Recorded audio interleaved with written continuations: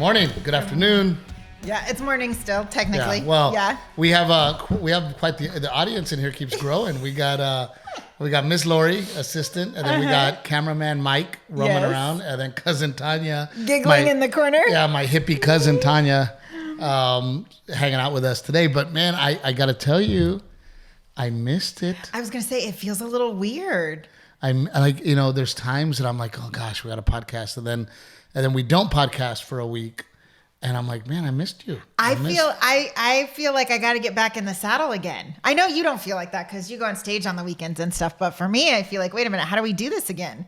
We didn't miss last week because we just wanted to take a week off. We were traveling out of the country. Yeah, so I got this amazing call to do a VIP show on their Norwegian Cruise Line, the Escape. For their they call them their frequent floaters. They're frequent floaters, like VIP stuff. And not only that, they found out how much I love veterans. So they were like, hey, invite one of your veteran friends and their wife to join you guys for free. Now, we only got to do 3 days. Yeah. And they ended up getting the whole cruise for free because he's a veteran. It was a 7-day cruise in total. But I picked a very special veteran, Byron, because Byron does so much with his organization, Rescue 22. Please check it out. And they were just so kind and generous to us at Helicopters for Heroes. I wanted to throw them a bone, and they came along. But not only did we have an amazing time on the Norwegian Cruise Line, which we will get into, they have rolled out a veteran program for veterans to be Norwegian cruisers. Yes. Frequent floaters, if you will. And they know you love the vets, so they wanted you to share all the details. And a lot of times, and I've said it before on this podcast, we get hit up constantly with, can you do this or can you do that? Would you endorse this? And we just don't, right? Just because I look into it and I don't believe in it. And I don't want us on this podcast constantly selling things, but when they asked me if I would get the word out about this veteran program, I found out about the veteran program and I was like, holy shit, yes. Yeah. Turns out most of the executives at Norwegian are veterans. Their higher ups are vets, yeah. So they put together a program. You get 10% off. You get free at sea, all the add-ons. Mm-hmm. You buy one plane ticket, get the other plane ticket for free. Yeah. And then people that truly know veterans or were a veteran, this is how you know that they really know what's up. Because you do not have to be the veteran to enjoy the discounts. Yeah. You can be a veteran spouse. That's what I thought was so cool, is that one, you can be the spouse of a vet as long as you have your military ID and you submit that. And because they realize that it's just as much a sacrifice for the spouse as it is for the actual vet that served. So that vet doesn't have to be with you. If the spouse wants to go, the discount is eligible for them too. And then the other thing that I thought was really cool is that, let's say you book a cruise and then you have to go overseas for work, something happens and you can't go on your cruise, they will refund you. That's amazing. So I want to talk about our adventures at sea. Yeah. Man, I got to tell you, we did, Tanya, do you have to leave? Uh-huh. I love you, honey. Thank you for coming. We'll see you next time. Or in San Diego. We had gone on a cruise, me and you, years and years ago. Before we were married. Before we were married. I did a corporate show for a radio station out of Bakersfield, California, and I did have a good time, and I had a blast. But it wasn't like this, and I don't mean to talk poorly about the other ship, but this ship, I don't know, it seemed nicer. Yeah. The rooms in the Haven, is that what it's called? Yes. Were gorgeous. So on Norwegian, they have a sort of upgraded VIP section that gets their own restaurant and gets their own swimming pool if you stay in the Haven. And it feels like a real hotel room. It doesn't just feel like a, the other cabins, like bed, couch, everything's very tight. Well, now I want to take the kids because one of the rooms has there's the bed on the bottom and then there's the bunk that comes down out of the ceiling. That's so cool. Garrett would think that's the coolest thing. So, of course, for me, I'm thinking, awesome, there's a casino, right? Yes. But I got to tell you, man, got in, got comfortable. The food, almost 24 hours a day, buffet. Not almost. Yeah, there's always food. There's always food, Yeah, but the room buffet to was your open pretty late. Yeah, yeah, yeah. And I mean, the food at the buffet was good. Yeah. I mean, I had a blast hanging out with just me and you. You know, even though we were still technically working. Yes. Our stop, we got to spend the day in the Dominican Republic. And you know, you get to choose like excursions or whatever. And we didn't pick the excursion, but Norwegian picked it for us. And it was drive around the Dominican Republic in a classic car. Someone asked me what year the car was. Do you know? Or I want to say it was like a Plymouth, decade? like a 54. Okay. Yeah, it was like a 54 Plymouth. But there was two of them, and they're like, which one do you want? The convertible or the one with AC? I'm like, fuck that. We're taking the one with AC. So we ended up with the one with AC. But it was cool, man. Like, we went to all these different places. You know, I had no idea how much rum the Dominican Republic produces. Yeah. Which, by the way, it's so funny because it's all a sales pitch. Yeah. Right? They're like, we're going to take you on the rum tasting, you know? And it's like, bullshit. You're trying to sell rum, right? But it was still cool. We bought it. We bought some. But, you know, and it's funny because they're like, during the day, like, okay, let's try this one. Take it down. Like, dude, people are getting fucking annihilated. Right? On the rum distillery. And I probably tour. would have too, but I had to work that night. I don't drink when I work. But I mean, people are like getting annihilated. And then afterwards, they're like, okay, into the gift shop where all the rum is, right? Yeah. But it was still cool. Like, I enjoyed the experience. Yeah. And then we went to the museum where they're so excited because I guess a little bit of Jurassic Park was filmed. Oh, the house. That house. Which house? Was supposedly like the Jurassic Park house from the original movie Jurassic Park. He must have said that part in Spanish and I missed it. It said fucking Jurassic Park all over it. And then they had the tobacco leaves and then the Amber Museum. The Amber Museum, right? Yeah. I thought the Amber Museum was really cool. Yeah. Like, that was really, really interesting. But I would say that the highlight of our day in the Dominican Republic, oh my gosh, we go to this place and it is gorgeous. It's like a small boutique hotel. Presidents have stayed there, but part of our tour was that they arranged for us to have lunch there at the restaurant of this resort. Casa Colonial, it was called. Oh my gosh, it was amazing. I'm gonna have to post pictures of my Instagram. I was obsessing over the decor, and then we had lunch on the beach. It was gorgeous. So we are gonna post a bunch of great stuff on our socials, but we had cameraman Mike with us, so we didn't want to post like, you know, stuff from our phones. Yeah. So we were gonna post some really beautiful things that we did, and highly suggest the classic car tour because it is private. It's just you and your wife and the driver. And they take you to the best coffee spot and the best chocolate spot. It was cool, man. And the thing I'll say about the Colonial where we went, the quaintness. Yeah. It felt like you were kind of walking through a jungle. There was no music. It was really tranquil. Yeah. There was no people running around. It wasn't loud. Yeah. We sit down to eat. Oh my God, the view. Yeah. Beautiful view. And the food was out of like farm to table. So fresh. Oh my gosh. Unbelievable food. And I was just getting everything. I'm like, give me that. Give me that. We'll take coffee. Oh, you have fresh squeezed juices? Get that too. Right? We went absolutely nuts. And cameraman Mike was with us. And then I'm like, okay, what's the bill? Yeah. Right? Because this is, they say, the best hotel in the Dominican Republic. I'm like, all right, what's the damage? You know, and they bring it over and it's like 27,000 pesos, like $56. 3 people, gourmet brunch. Yeah. Gluttony gourmet brunch. Yeah. Not just your regular. All the fresh baked bread was so good. It was so good. And we had such a wonderful time. You know, we hit and then I got to talk about Flippy. Oh, that was so much fun. That was so awesome, much fun. So a very good friend of mine from LA, who is a kind of a full-time Norwegian comedian. When the Norwegian Cruise Lines closed down, he didn't have any work, so he joined me. So a lot of you that saw me on the road 2 years ago or a year and a half ago. Throughout COVID, on your Florida dates the especially. COVID years. Yeah. Flip was the opening act. Well, it turns out that I was on the ship and Flip was actually performing on the ship.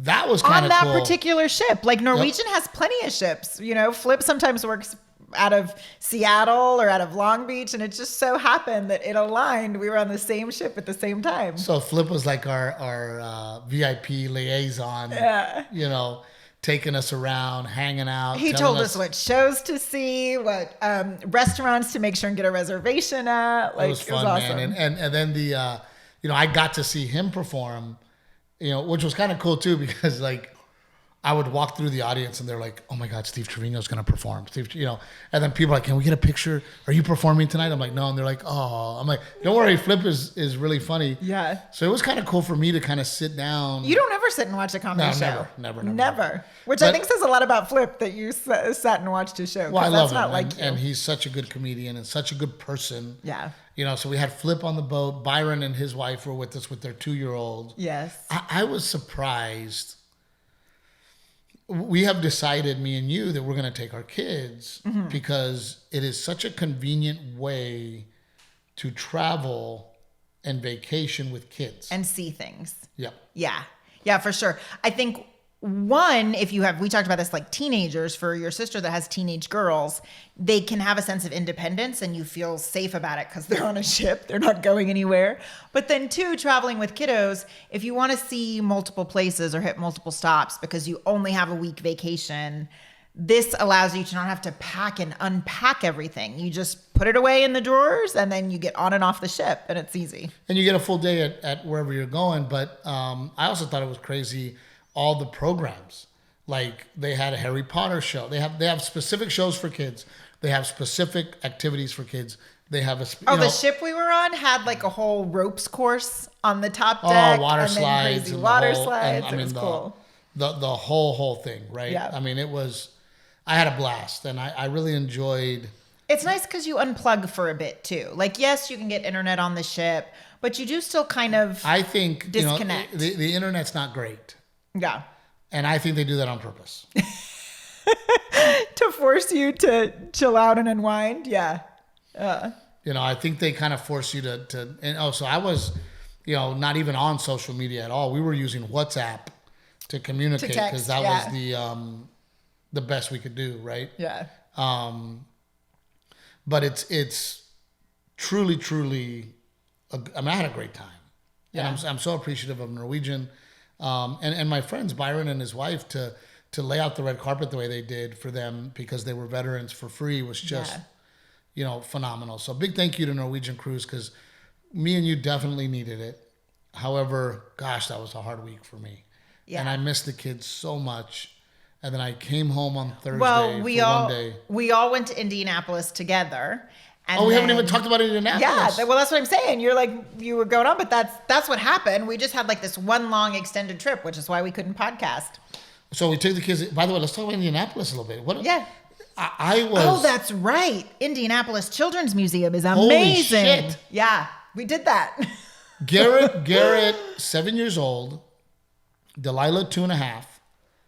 They both could spend 2 days there. Oh, for sure you could spend 2 days there. It was huge. Yeah. I mean, what was it, like 5 floors? Yes. Supposedly, I don't know if this factoid is accurate, but I read somewhere when we were looking at it that it is the largest children's museum in the world.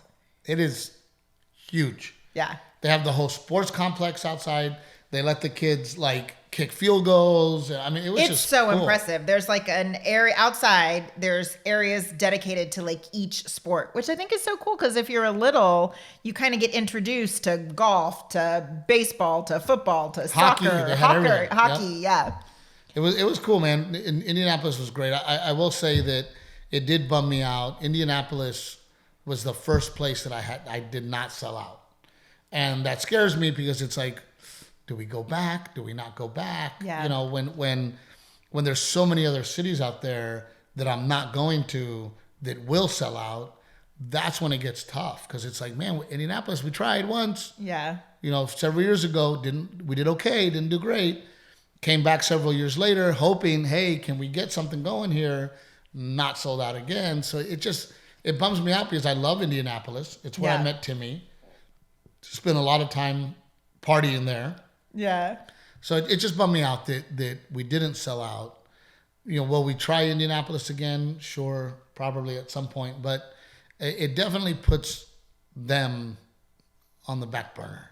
Yeah. And it sucks because I really like Indianapolis. And we took the kids to Indianapolis not because we were like, ooh, this would be a great place for the kids. Yeah. We just took them because we didn't want to be that many days away from them. Because straight from there, you and I went to Miami to get on the ship. We went to Miami, so it was just one of those, all right, well, let's just be together. Yeah. And then to find that children's museum, which they didn't have to do anything else. No, we ended up leaving to like have lunch, and because Delilah needed a nap, but Garrett went back. Garrett was like, I want to go back. He literally was there pretty much from open to close. He loved it. It was awesome. And then, of course, the cruise. And then I get home on Thursday. Wednesday night. We got home late Wednesday night. We had the kids asleep in our bed, so we could just crawl in with them. And we crawled into bed with them. And then Thursday I had one day, and poor Garrett, man, he was a wreck. He was a mess about it, man. And crying, and Dad, don't leave, and why do you got to leave again? And, it just sucked. And like one of those like sobbing where he's worked himself up so much that he can't breathe, But, again, I when it comes to raising kids, I do believe that kids need adversity. Yeah. I think that kids need things in their childhood to overcome, that leads to them being more successful. Yeah. And, as it is, Garrett doesn't have much to overcome. Sure. The thing that he has to overcome is that Daddy goes on the road. Well, and we talked about that too. And just to realize that not everything is sunshine and rainbows, and every job has pluses and minuses. And in life, right, there are great moments and we relish in those. And then there are sometimes some things that stink a little bit, and we just got to power through and get through them. And I told him, I said, we listed, I said, look at all the cool things that you get to do and see and experience because of Dad's job, like this and this and this, and I like listed a bunch of things. And I said, I think if you told some of the kids at your school, hey, your dad's going to be gone a whole week and you're not going to get to see him, but you get to go see Jose Trevino and the Yankees play. Yeah. I think that kid would say, you know what, Dad can be gone a week. That's pretty cool. But again, we're scaling back on the touring. The amount of days I leave. We're basically down to Friday and Saturday doing bigger venues so that I can be home. This week I'm only gone Friday. Yeah. Right? Because we knew that last week was tough. So, trying to make up, trying to have that balance, man. I think life is a lot about balance. Yeah. About trying to figure out, how do I balance? Yes, I have to go on the road to work. I have kids and a family. Okay, what do I need to do? Right, I'll take them on the road when I can to the cool places so that they can travel and see the cool places. I'll travel less so that when I am home, I'm only gone 2 days. Yeah.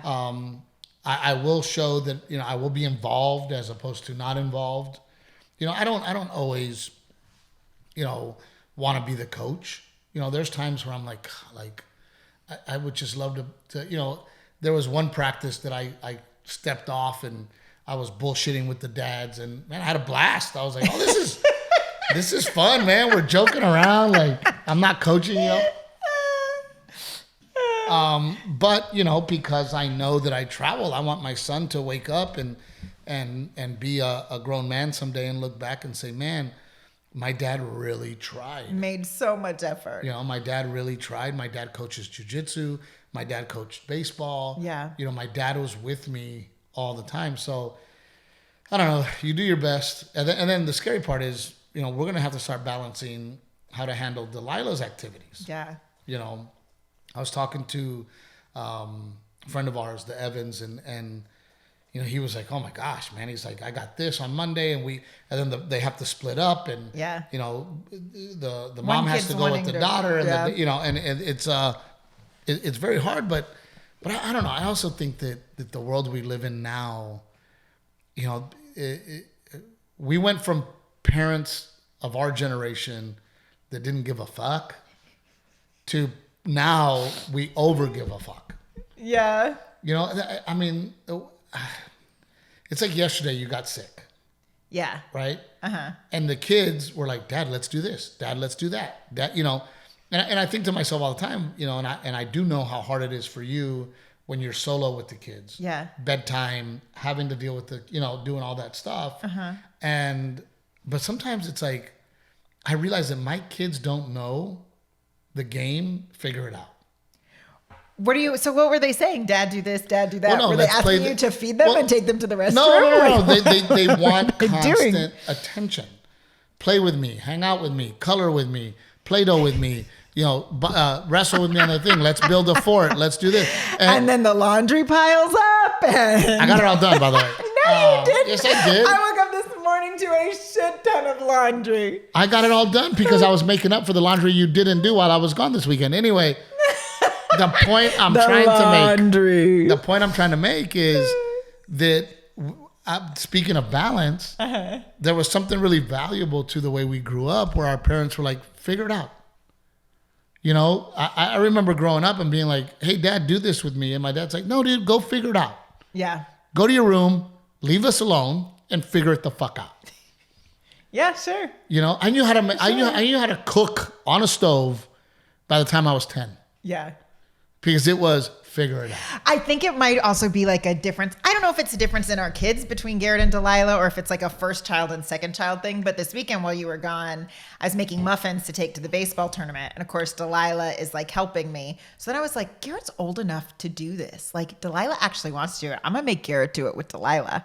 So, but I think she is much more independent and wants to do it. Whereas he'll let me do everything for him, that child. So you could have done the laundry, gone to H-E-B and bought muffins, but you decided to make muffins. Oh, it takes 15 minutes to make them, and it takes 15 minutes to drive to the H-E-B, and then another 15 minutes back. With you. So I'm not saving myself any time. You could have also said, hey, Miss Lori, can you order fucking muffins to be here for the game? And you could have told her Monday, but let's not get into it.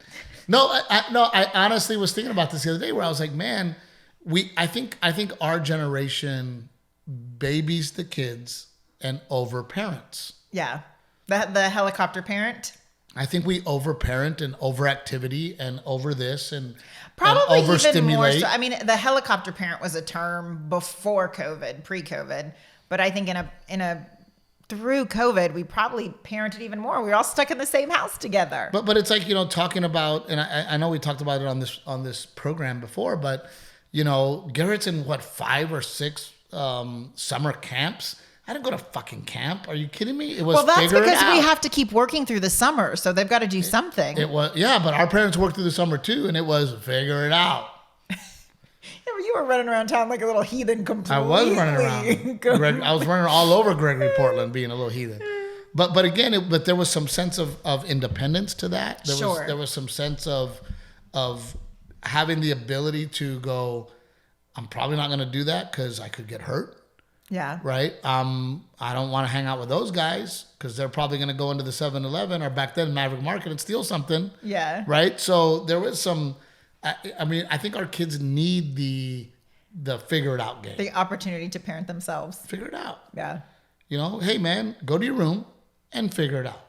Yeah. Well, can I watch TV? No.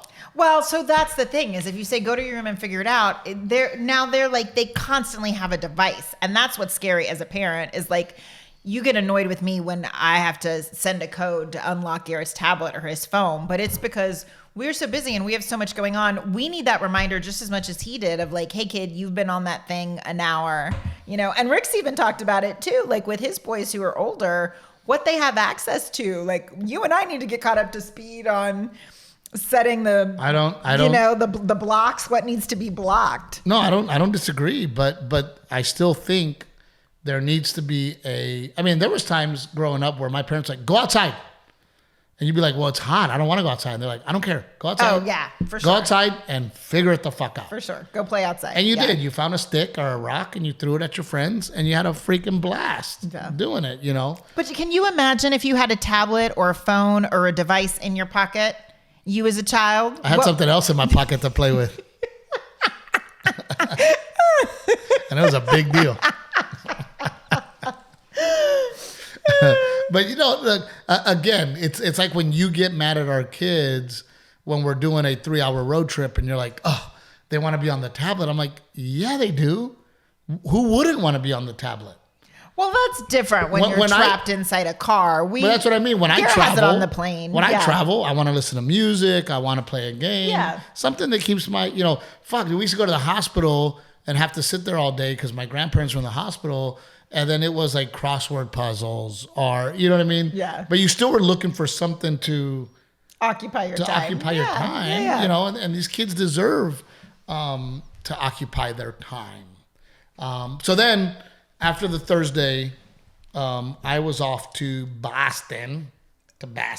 How was it? You and I haven't even had a chance to talk about it. Man, I've said it once. I'll say it again. Every family in the United States of America should take their kids to that area for a vacation. You love Boston. You always have. You've always said great things about it. I got to tell you. So I ended up in Laconia. How far are Laconia and Plymouth from Boston? Laconia was probably an hour and a half. So good distance. Yep. Stunning. Yeah. Beautiful little town. Lakes everywhere. Sailboats. I mean, it was gorgeous. Yeah. And you think about, for me, like, what can you do in a week in Boston? Plenty, right? You want a lake and boat? Go to Laconia. Yeah. Right? Have a date to take the kids out on the boat and hang out. And the landscape is just stunning. But then you can spend 3 days in Boston. You can go to Philly. Philly's not far away. In 1 week, you can take your kids to Philly to see the Independence Hall, the Liberty Bell, and all the things that Philly has to offer, which, by the way, the most museums in the United States of America, second only to Europe and France, right? And then make your way over to Boston, spend the whole day at the Tea Party Museum, Paul Revere's house, walking Freedom Mile, learning about, history, cool restaurants, cool places to see and hang out. Then, if you want to go out to the outskirts to Laconia for a lake day, the ocean's right there, right? And then I was in Plymouth. And by the way, Plymouth, the theater I was in, straight up fucking from the movie Back to the Future. Oh, remember like the sock hop? Town Square? No, the sock hop. The sock hop. I don't remember. I'm not as old as you. In the gym. Remember, Lori? Yes. Okay. When they were on stage, right? And they were dancing. This theater was straight out of like. It is the theater, or it just reminded you of it? Reminded me of it. Gotcha. It was like a multi-function. It felt like a gymnasium with the stage, but there was bleachers on the side, chair. I mean, it was like a sock hop, like the movies. But at both theaters, Laconia, that theater was absolutely stunning, absolutely gorgeous. Yeah. And then this one in Plymouth, and of course, I went to go see Plymouth Rock, which is nothing like you think. What was it like? The rock's like the size of this table. I feel like in storybooks, they always over-exaggerate, this big old rock that, very small rock. But it was, I mean, again, Plymouth, gorgeous. Yeah. Beautiful little town. Looked like a movie set. Just stunning.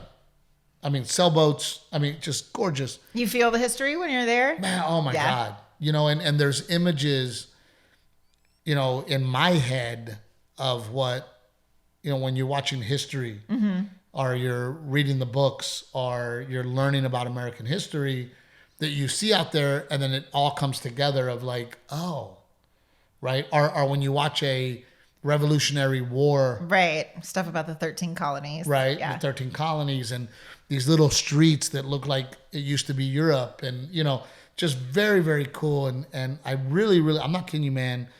If you're a family in the United States of America and you love this country, how many times can you go to, the beach? Right? You're just not a fan of the beach. It's not your thing. But that's another thing I liked about it is all the activities and the museums and all the things that you hear about our nation, 13 colonies and all that stuff. You get to go and you get to see it. And I don't know. It was just an amazing, both shows completely sold out. Freaking awesome. I hooked up with an old friend of mine named Mike Young. So, Mike and I have known each other 20 years. Mike got to the Comedy Store before I did, but Mike and I were somewhat similar in the we're both trying to figure it out phase of our career. Yeah. And Mike is doing big things. He just did he's about to do a movie, or in the middle of doing a movie called Stealing Jokes, where he wrote, produced, and directed. Oh, that's awesome. He wrote, produced, and directed a movie with John Stamos called My Man is a Loser. So he's always kind of working on stuff. So it was really great to catch up with Mike. But then Saturday morning we wake up and Mike can't walk. That's so scary. Because he got vertigo. Yeah. He had never had vertigo before, but like he couldn't walk. I had to walk him to the Uber to take him to the minor emergency. Yeah. Because he was just so out of it. I'm like, Mike, you don't have to perform. And he was like, I've never missed a performance. But he had a sinus infection in his face, and then he had just had a root canal. So it's like the combo of the two, or what? I don't know. He doesn't know. Yeah. I know that Jerry, Lori's brother-in-law, my cousin, he went through a vertigo spell, and I could be wrong, but he at that time he was building microchips for AMD, and I think it was his eyesight that gave him the vertigo. Yeah. From focusing so much on those little parts that he was building. Yeah. I think, but I've never dealt with vertigo. But I know that people that deal with it will tell you, like, you can't do anything. Yeah. You feel like it's debilitating. Yeah. You feel like the room is spinning. You're drunk, right? Yeah. So poor Mike sucked it up for me. Did he go on stage Saturday night? He went on stage Saturday night. And by the way, best set of the weekend for him. Freaking annihilated the room. I go, dude, you got to get vertigo more. Yeah. Oh my gosh, poor guy. And then had to get back on a plane. Like I would think like his cousins were there and they were nice enough to give him a ride. Because he's staying in New York right now, Mike. Oh, okay. Yeah, because I would think that like getting on a plane and the pressure and all of that would play into it too. But it was weird. Then his cousin was like, oh, I had it. And then he goes, I went into the doctor and the doctor knew exactly what to do. You get on your hands and knees and you do like a reset. Do you know about this, Lori? In your ear. That's what he said. That you have to reset the crystals in your ears. There's crystals in my ear? Yes. And then you have to do like some type of, right? Have you heard of this? Yes. Remember, I worked at a school for deaf children. Oh, you worked at a school for deaf children. So because they're deaf, do they deal with vertigo? I don't know. That I don't But you know. just knew a lot about the ear. Yes. Isn't that crazy? I had no idea. I didn't either. But his cousin was like, oh no, my doctor put me on my hands and knees, made me do like this weird exercise, and it was gone. So did Mike do it? Or Mike's going to a doctor to do it? I guess he's gonna do it. Yeah. I gotta call Mike, see how he's doing. Yeah. But and I was laughing too, and I hope Mike doesn't get upset. But Mike Young is somewhat famous. He is famous. He's an amazing he's comedian. had lots of parts of movies. But they use his name a lot in the TV show Entourage, right? So in the TV show Entourage, they're always using his name. Some of his best friends, not acquaintances, best friends include Leonardo DiCaprio, Tobey Maguire. I mean, big names. And I was laughing because I go, dude, I saw that movie about the high stakes poker chick. Oh, Molly's Game. Molly's right? Game. Isn't that what it's called? Molly's Game? And I go, I fucking knew you were there. And he was like, oh my God. He's like, I was there all the time. All the time. Yeah. And I was like, of course you were. Because he's so into it. And what's great about Mike, too, is I'm going to say this and you're going to go, how can he not be Hollywood but be friends with Leo and Toby? Mike's very not Hollywood. Yeah. He toured with Bob Saget for a very long time. Through Bob Saget, he became friends with Stamos. Michael Rappaport is one of his best friends. So when you meet Mike is not what I would consider Hollywood type. He's a very good looking guy, but he was never Hollywood. You mean in his like attitude, the way he carries himself. In his attitude and the way that he does things and even at the Comedy Store, we always got along. There's not an arrogance about him. There's not an arrogance. Yeah. I think the reason that he does have those friends, because I consider him a friend, he's always been very genuine. Yeah. Whenever I've had conversations with Mike at the Comedy Store, they're always very genuine. Yeah. And he makes eye contact. He truly cared. And by the way, I haven't seen him in 10 years. Mm-hmm. And then It has not been that long since you've seen Probably. Mike. 10 years? probably 10 years. No. Renee, we moved here 7 years ago. No, we didn't. Yes, we did. Garrett was not even 1. He was 1. We moved here 6 years. Well, yeah, I guess 7 we moved years, here dude. 7 years ago. Holy cow. So I haven't seen Mike Young in years. Yeah. But we picked up exactly where we left off. Yeah. He remembered that I love boxing. So we started talking boxing. I mean, he's just a genuine guy. Yeah. And it was cool. And Where's he from? Hometown? Detroit. Oh, I didn't know that He's about originally him. from Detroit. But I thought it was really interesting. And I'm not talking poorly about any of the comedians I've ever toured with. Mike's been doing this 20 years. Yeah. Dude, Mike walked on that stage, and for the first time in a long time, I'm in the green room, and it's like, roar, roar. I mean, people, you could hear the laughter through the walls, and I was like, oh, shit. But, I mean, Mike's a 20-year pro. Yeah. By all means, I am not saying that any of the other opening acts that I bring on the road are not funny. Of course, they're funny. Dude, Mike's like a headliner pro. And by the way, does tons of theaters. Yeah. He just did the arenas with Sebastian Maniscalco. He was doing theaters with Bob Saget. I mean, he's a pro, man. And Yeah. he went up there, fucking annihilated the room. And it was cool. And it was a good hang because it was, and we talked a lot of comedy. It was just a good hang. Yeah. Just to have somebody that was in the trenches with me back in the day to catch up. He's actually with me this week. And then I'm going to bring out some of those. In Oxon Hill. Yeah. In Oxon Hill, we missed Dave J desperately. And Dave is kind of doing his own thing. I'm very happy that he's doing his own thing. And Dave was one of those young comedians that I said, all right, well, let's take on a young comedian. Let's help him. Let's help him grow. Let's push him to success. Yeah. And I've done that, several times over the course of my career. But this time I was like, you know what? We're not going to take on that young guy again. I'm going to work with guys that I think the number one are headliners, but number two should be way bigger than they are. Yeah. Stand-up wise, right? Yeah. So Mike Young is one of them. I got Jimmy Schubert, who is a veteran monster comedian. Yeah. Who, if you don't know who he is, you should absolutely follow Jimmy Schubert. I'm going to have him in Florida. Then I'm going to have Johnny Sanchez. Johnny Sanchez, he's one of those guys that through over the years, I'd watch him on stage and go, how is this guy not a huge stand-up comedian? Yeah. The guy is fucking hilarious. A lot of people might know him from Mad TV. He played Little Joker on Mad TV. So I'm excited to bring these kind of big monsters out to the shows for people to enjoy them. To see out on the road. Yeah. Hopefully as much as they enjoy me, right? So with that being said, I might as well talk about, I got Oxon Hill, DC area this week. Next week, I'm doing, is it already Cinco de Mayo weekend?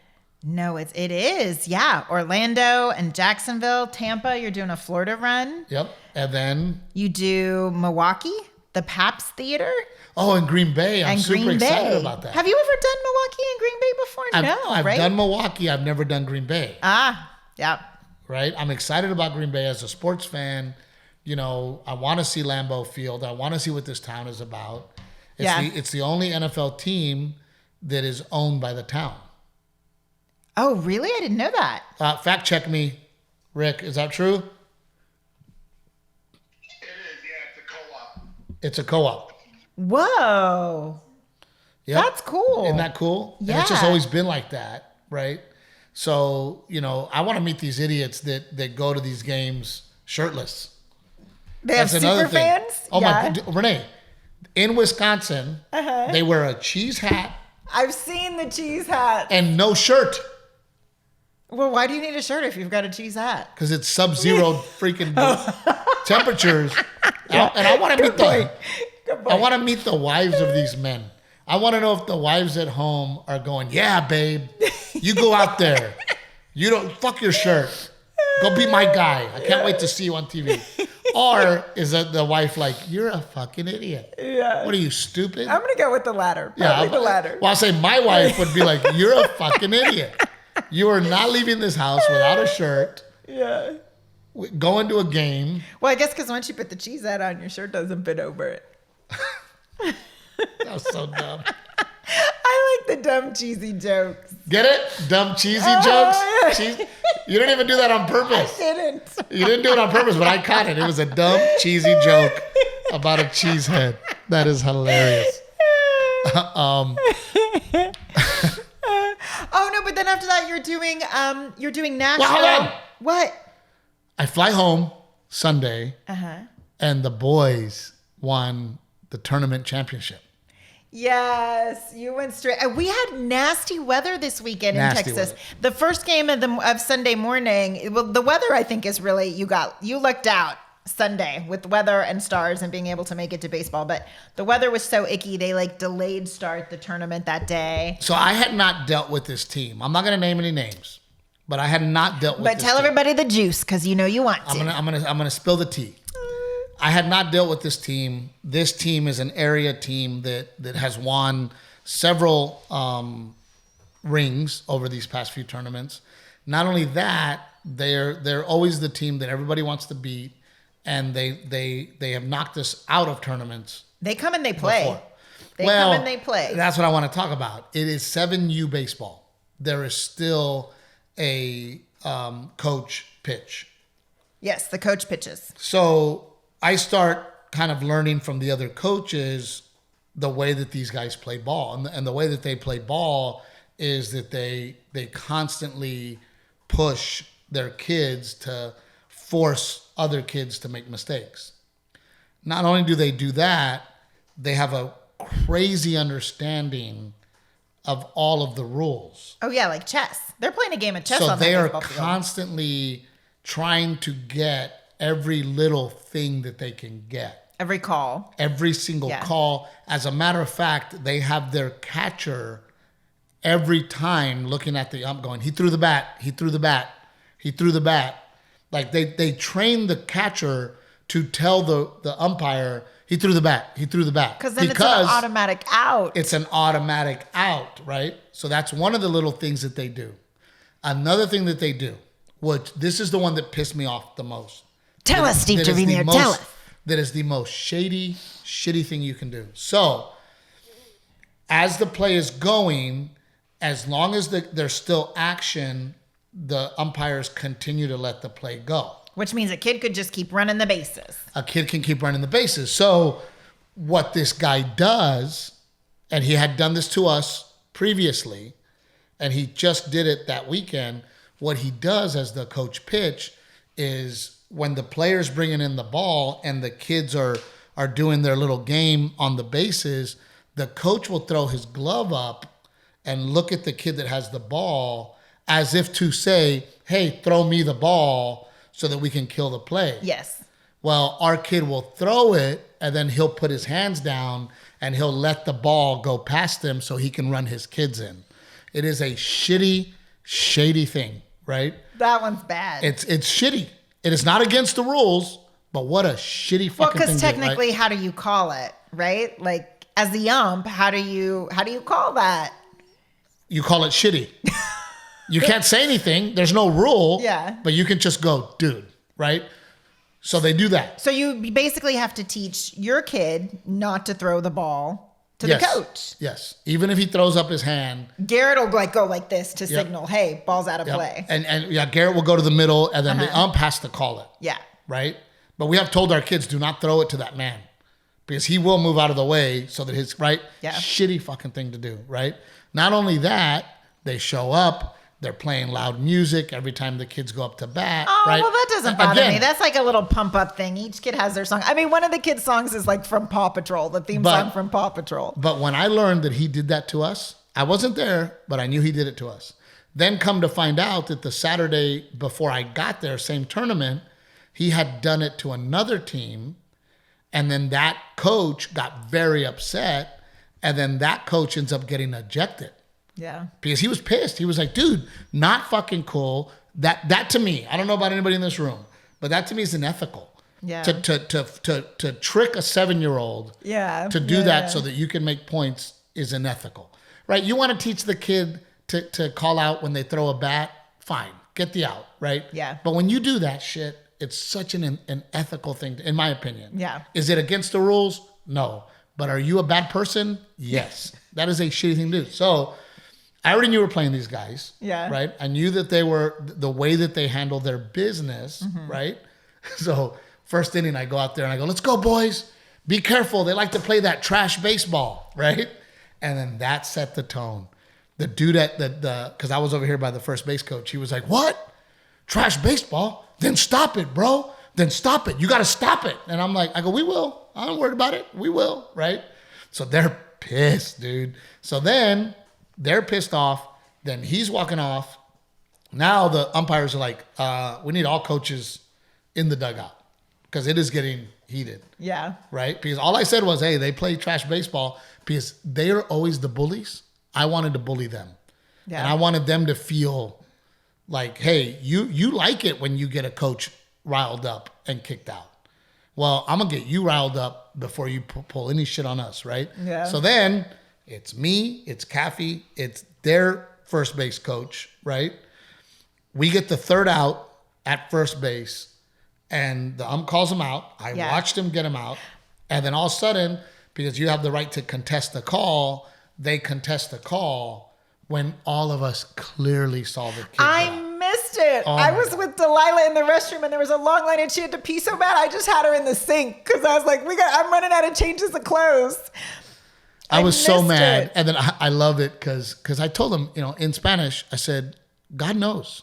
Yeah. God's going to know. Like, you guys are clearly cheating. Yeah. I would never I would never do that.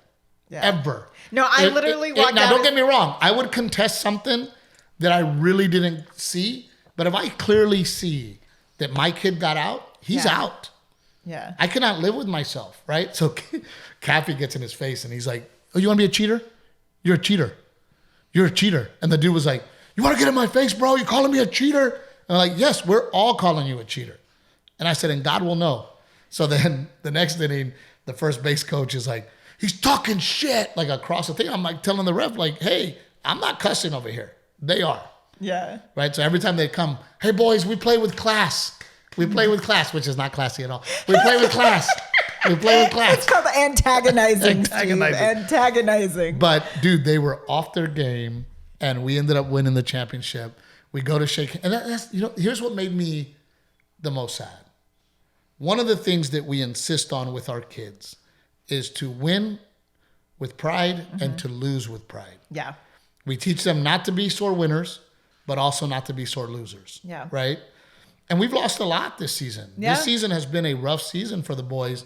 But when we line up to shake hands, we tell all the boys, classy, make sure you shake hands, tell them they did a good job and congratulate them. Right? Yeah. And we insist on it. And I'm very proud of our boys because they always do that. They know how to do that. They know how to do that. These kids, they were putting their hand out and then doing this. Like, they wouldn't shake our kids' hands. And then when I get to the coaches, the tough guy tried to like shake my hand hard. And I'm like, son, get out of here. Go on. Jiu-jitsu. I'll choke your ass out. Right? But then the guy that was the first base coach, he wouldn't even shake my hand. But then you think to yourself, well, that's where they learn it from. Yeah. And that's the sad part is that they're 7. We should be teaching these kids to have a good time. Yeah. We should be teaching these kids how to play fair, Yeah. right? That's the point of putting your child in a team sport, right? Like we've always said, kids will do a solo sport, a team sport, and an instrument because there's value to be had from each of those. And look, maybe what I did was wrong, right? But Yeah. for me, it was an eye for an eye. It was, I know what you did to my kids before. Yeah. And I know what you did yesterday, and it's shitty. Yeah. And you are not going to bully us. We're going to bully you. Right? Because they like to be intimidating. They like to be bullies. They like to, and by the way, every single call was a complaint. Every call. Yeah. Every single call was stop the playing action, that he was safe, and arguing and calling the umps over. And I mean, every single play they contested. Yeah. We've never done that. And there's been times where we were clearly safe and they called it out, and we're like, hey, let's go. Don't worry about it. Which, by the way, after they got us back on the field and overturned the call, boom, Garrett gets the out.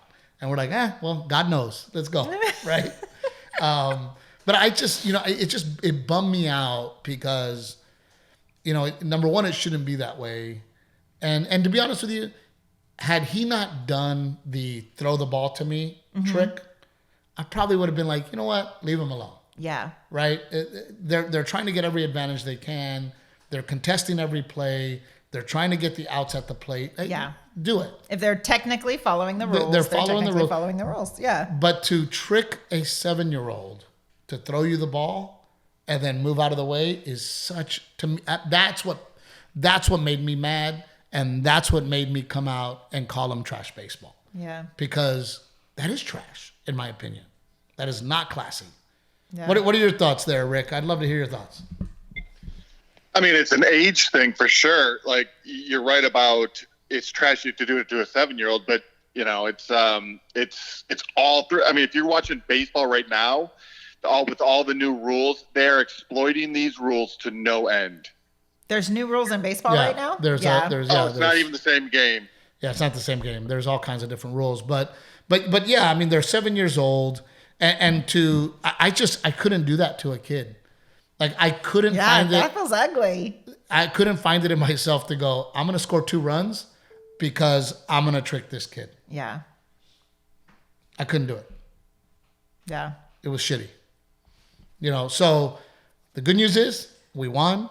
We took the ring home. We did a TikTok. The boys were so happy. And we're going to face those guys again. And the beautiful part is from now on, when we face those guys, I don't have to say shit. Yeah. They're already going to want to beat me so bad. Well, you just have to coach the boys how to play with when someone else is playing that game. Well, you have to prep them. I'm glad you brought that up because that was, to me, we really coach good baseball. Yeah. And it made me really proud that the reason that they lost is because our boys play good baseball.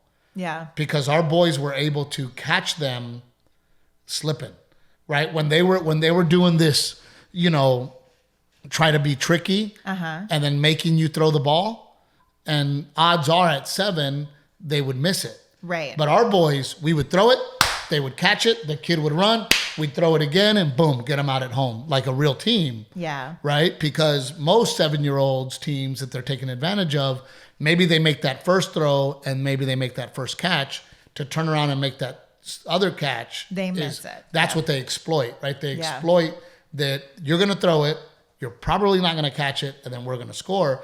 But, dude, we were like, boom, boom, boom, out. And they were like, they were flustered with what happens. And that's the thing. It's like you're teaching these kids to play baseball this way now, and they're finding a lot of success winning. Well, what's going to happen when they start becoming 8 and 9 years old, when that is no longer a thing, and they're going, how come we're not winning? Yeah. How come we're not going to the championship? Well, because that doesn't work at the 8, 9, 10-year-old level. Yeah. Right? And our kids were good enough that they were like, no, this shit ain't happening, right? I mean, Garrett, boom, line drive to Garrett. Garrett picks up a line drive. And because that kid was trying to do that little thing, boom, Garrett, with his baseball IQ, fires it to first, double play. Yeah. Right? When our kids were like, hey, pay attention, right? So it was just a great weekend of baseball. And well, I'm sorry, we're going way over time. Yeah. But we are doing a Mother's Day podcast. It is happening. Yes, we are doing a Mother's Day podcast. And you picked a charity. I picked a charity. Well, we're working out the details, but we are doing a Mother's Day podcast. There is a charity. We had to change the dates because we had a very special guest lined up, and then it did not work with her tour schedule. But there is a Mother's Day podcast happening. It looks like it's going to be Tuesday in the evening on Tuesday, May 9th. So the Tuesday before Mother's Day here in New Braunfels. Yes, it'll be here in New Braunfels. So this is for New Braunfels and New Braunfels area. Yes. We would love for you to come out. There will be an admission ticket. However, that admission ticket is going to cover food and things when you get there, and proceeds will go to a very female mother charity. Yes. So with that being said, Aztec Chevrolet, God, we love you. Thank you so much for all that you do for your community and for me and Captain Evil. Old Salt Coffee. Please, please, please, if you're going to drink coffee, get that Old Salt Coffee. It's absolutely delicious. Put Trevino 10 for your discount. And of course, our friends at Pick Cherries. Go and pick a cherry so that you can cancel us. That's a bad thing. Pick Cherries when you can watch podcasts. Like never before. You can share before. podcasts Yes. like never before, and you can also listen ad-free. It's a very, very cool app. And you can also check out your friends' Pick Cherries so that you can hear what they like, and then possibly you can get exposed to another great podcast. Yeah. So thank you so much, guys. We'll see you next time.